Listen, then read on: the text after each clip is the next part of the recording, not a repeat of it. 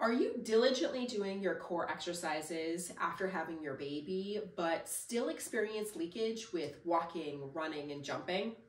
Well, that may be because of the changes that occurred in your feet from pregnancy. Hi, I'm Dr. Ryan Bailey. I am a pelvic physical therapist, and I specialize in pregnancy and postpartum. And something that happens in pregnancy is your feet expand.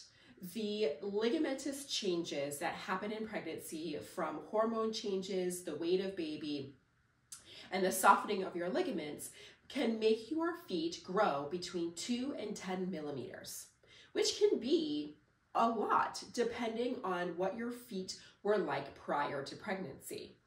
Now, these changes can essentially flatten your feet or make your arch closer to the floor, which what in medical terms means that your foot is what's considered more pronated, okay?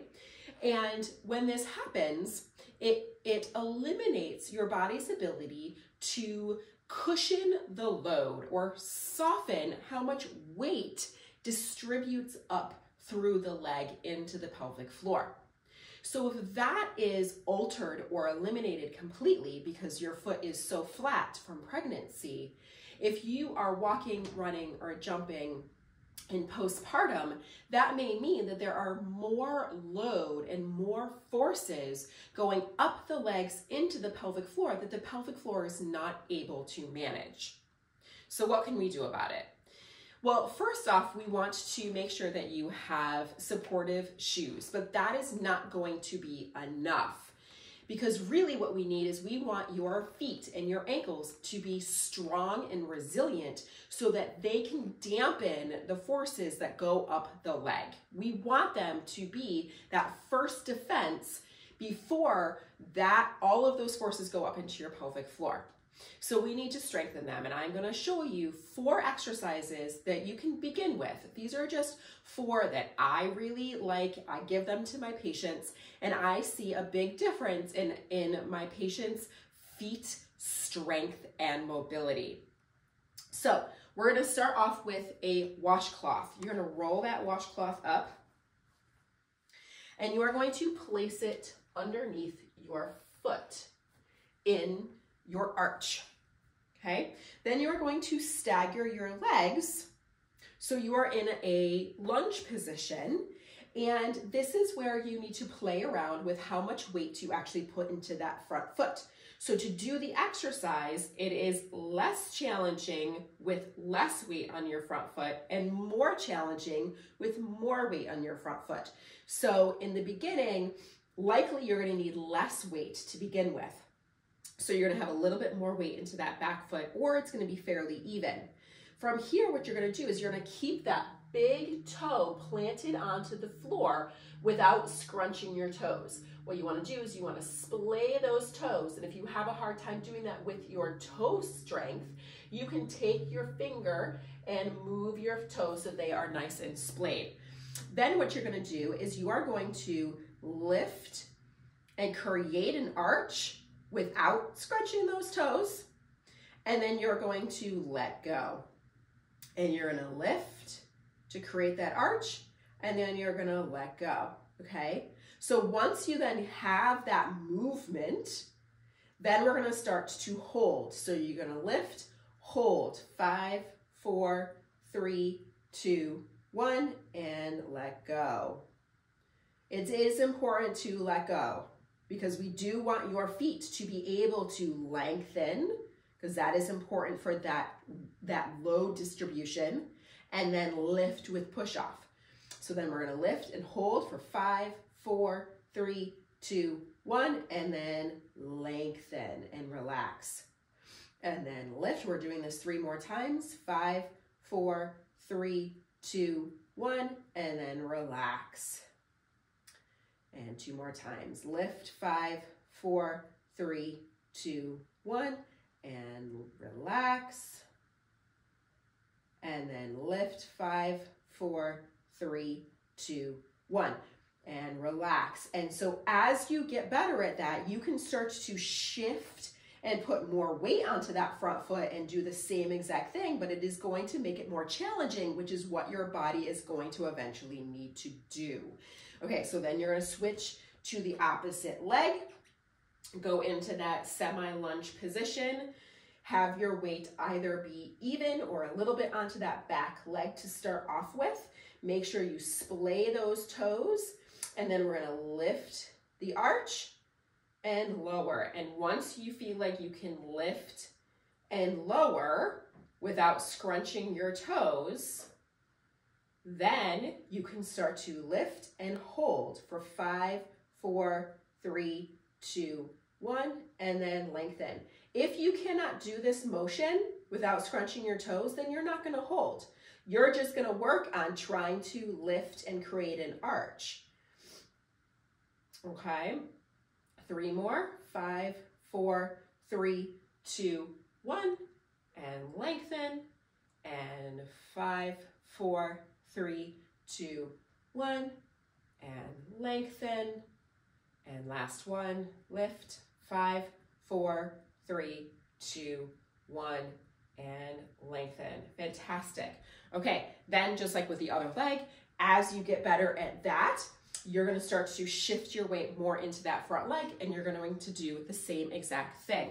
So from here, we're going to get down onto the floor, and you can either use a chair, your couch, or the wall for this. I'm going to use a chair, and what you're going to do is you're going to put your feet up onto the chair. And I forgot to grab my ball. Grab the ball. And you're going to want to put something between your knees. So either put a ball like this between your knees, or you can put a pillow between your knees. I wouldn't necessarily use a block because the block isn't going to allow some of the movement that we're going to be doing. But if that's all you have, then use it.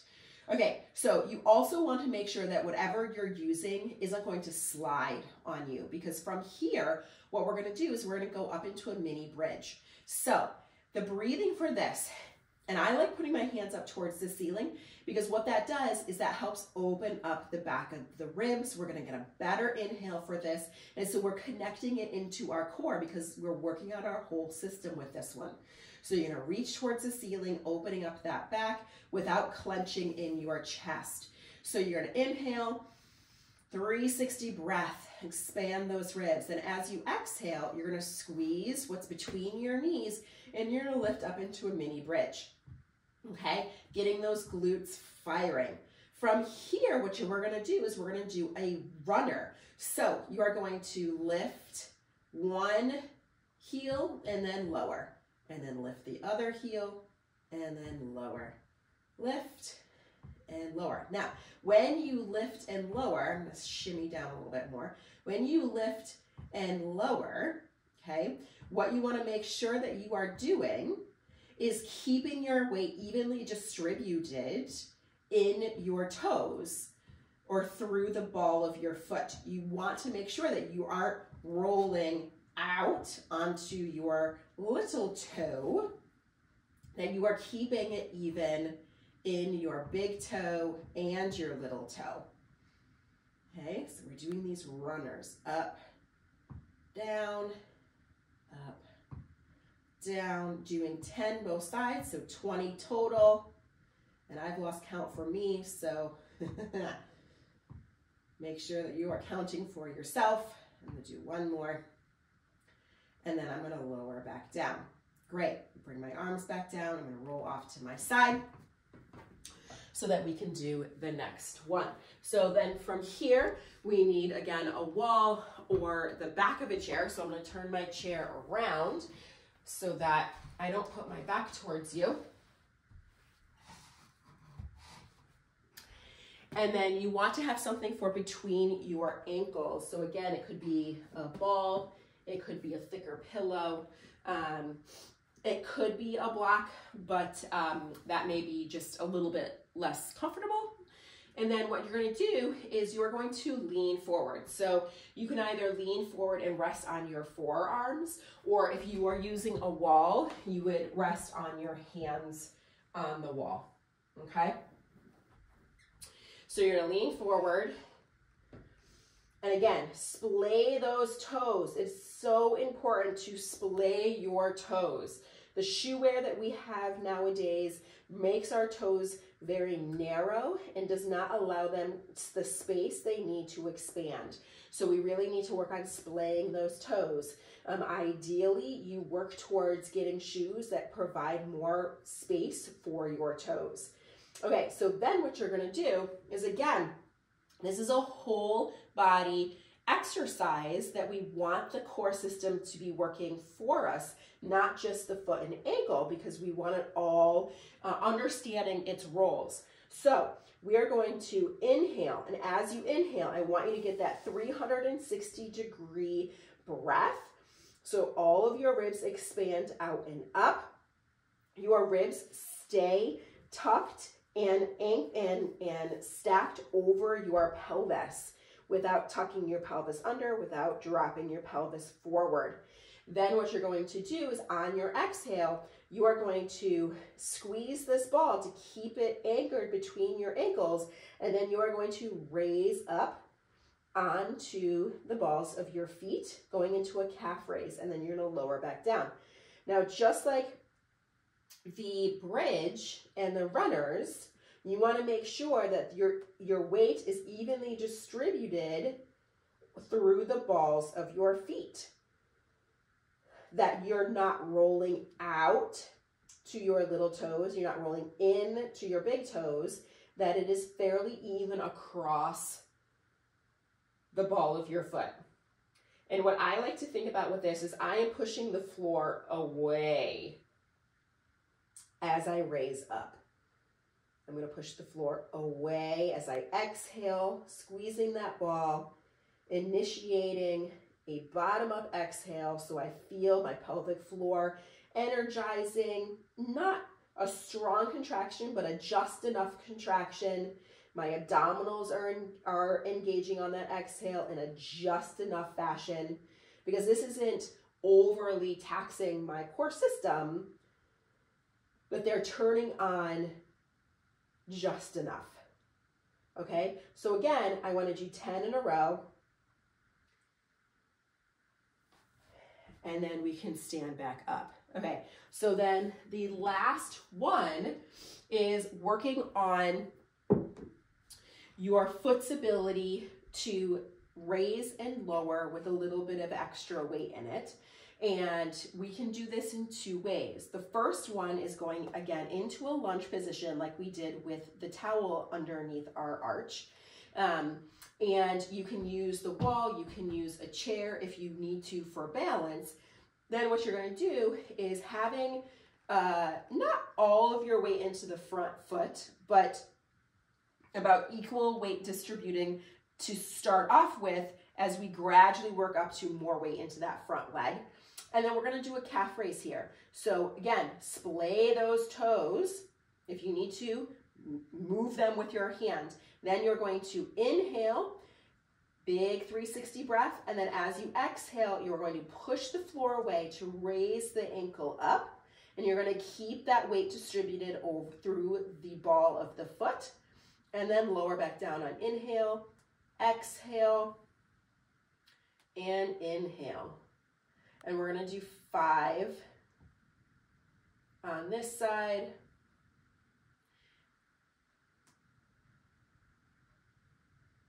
You might get some shaking in the calf, especially on the way down. That's totally fine. It just means that there's some weakness in the control of that movement. And as you build up strength in the muscle through that movement, you'll notice less shaking. We're going to switch off. We're going to do 5. So I'm going to splay my toes. I'm going to inhale, getting my ribs to expand in a 360-degree fashion, keeping my ribs over my pelvis. And then I'm going to exhale to lift, inhale to lower. I'm going to do 5 on this side. And then what I want you to do is I want you to do another set on both sides. So a total of 10, but break it up. And again, you're doing this in an even weight between the front and back leg to start off with. And as you start to feel more comfortable with this, as you feel stronger with this, Then you can start to shift more forward, putting a lot more weight into that front leg and doing the same movement. Okay, so that's one way to do this. Another way to do it is taking a chair or your stairs, putting your front leg onto that chair or your stairs, and now we're going to do our calf raise on our back leg. So again, keeping ribs stacked over the pelvis. We're going to 360 inhale. As you exhale, you're going to raise that back leg and lower back down. Again, make sure your toes are splayed. You're raising evenly and lowering down on inhale. So 5 on one side.